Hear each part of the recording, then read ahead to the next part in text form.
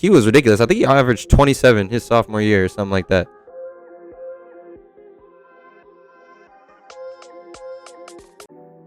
What's up, Seattle? We've got another super special guest with us today. Peaceful Pinder is joining me. Seattle native, artist, played basketball growing up on the AAU circuit. And we were talking before we threw the audio on. You played with NBA All-Star growing up. Tell us a little bit about that. Yeah. So grew up playing with Zach Lavine. Ended up going to high school together at Bothell.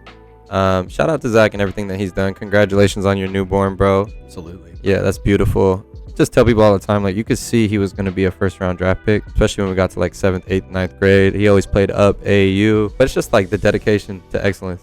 And, like, his work ethic was off the charts. Is there a specific moment that sticks out that you remember, like, playing with Zach and, you know, seeing him do a certain play, a certain move, and thinking, oh, okay, this guy's actually different? He used to have this, like, nickname, like, No Way. So it's like there was a lot of stuff that he did, like, growing up, like, no way. You know what I mean? Like, especially for that age. And he was, like, small and skinny for a long time. But he dunked with, like, his opposite hand on a fast break. That was his first dunk in a game. We were playing, like, some summer league game. Everyone was just surprised. I think he was, like, 5'9". Like, yo, you're different. You know what I mean? What position did you play? I played point guard. But, you know, Zach was kind of like that hybrid guard that we see nowadays, where it's, like, that point guard, shooting guard that, like, dominates the ball, but still, like, to get us into the offense and things like that. Like, I after guarding him every day in practice, like, I would always just lock down. That was my thing. Like, guard the best player, shut him down, let Zach and Perrion do their thing and get off. Obviously, Zach Lavine making huge waves in the NBA right now, really hitting his stride, hitting his prime. Talk to me about some of the NBA players you looked up to growing up. I'm not sure how old you were when the Sonics left, right, but whether they're Sonics or not, who are some of the players you liked watching growing up? I mean, Allen Iverson, like, really changed the culture for the time that, like, you know, I really got into basketball, you know, 99, 2000, 2001. He's the MVP, takes the Sixers against the Lakers, like, this behemoth. Obviously, Kobe. Dwayne Wade was huge, too, like, kind of later on. Like, he just was so different and unique and smooth. So I was, like, really, really looked up to his game. Tony Parker was actually my favorite player. Shoot, go watch the finals against the Heat. But, yeah, I definitely, Tony Parker for sure.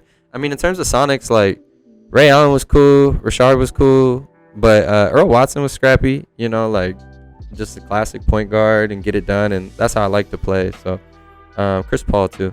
Those are the guys I always looked up to. Try to model my game after or take something from them, or just like the way they lead. That's kind of always my role, just like leadership, you know. As far as kids in the city, in the Seattle area, what do you think is the biggest thing that we've missed out on, kids have missed out on over the last 15 years not having the Sonics here? Our environment calls for it with the rain and the gray skies and stuff. So it's like they've just missed out on that, what LeBron brought, you know, that Jason Tatum factor. Just seeing it, you know, I remember seeing Kevin Garnett, seeing the Timberwolves game, seeing Kobe, and it was like, wow, you know, because those guys just different. So I think seeing that level of basketball excellence inspires you to a different level of greatness.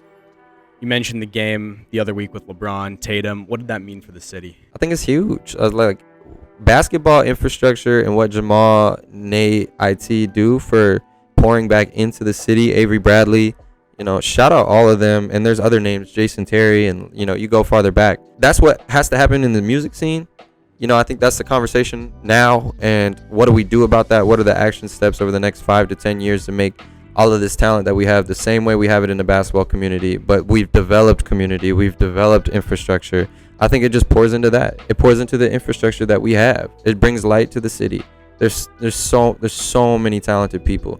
And Seattle's always been that. But, you know, we're up here tucked in the upper left of the U.S. and it can be tough. Mentioned music, obviously that's where you're at right now, right? Recording artist in the music industry. How'd you get started along that path, and what's kept you there? Always wrote poetry, and then I was just like that dude freestyling at parties and stuff that, like, oh, you're actually kind of nice, you know what I mean? Like, keep going. So I started songwriting, like, with the poetry more so, and started recording. Just moved to LA and was like, I'm gonna do it, you know. I didn't know what poetry was. It was like this little inner secret that I kept, because, like, you know, the way I grew up and stuff, like, that's viewed as soft. It's just not the thing you do. So when it turned into songwriting, it was like finally a way for me to like show this part of me that like I never was able to show the world. I love it. That's awesome. Yeah. What kind of projects you working on right now? What's coming up? Man, we got this project called Street Preacher.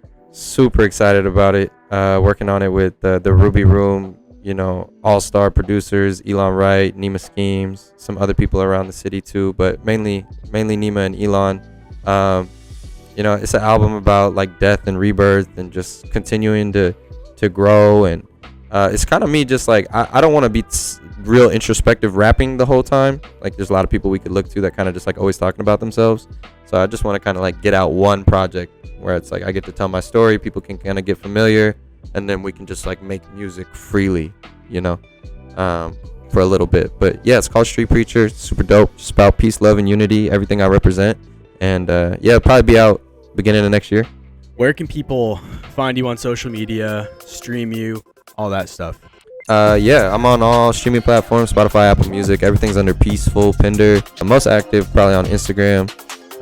In general though, like I don't know, I think privacy is underrated. I think moving into the future is probably going to be valued like the way celebrity is. I'm already a pretty private person, but you know, shoot me a DM on Instagram, say what's up. Thank you, dude. Love your heart for the city. I can tell you're Seattle through and through. Appreciate the conversation about basketball, all that good stuff. Peaceful Pinder, everybody. Thanks for being here, man. Yeah, man. Really appreciate you guys. Love the city. Shout out Seattle. We got a lot of big things coming for sure.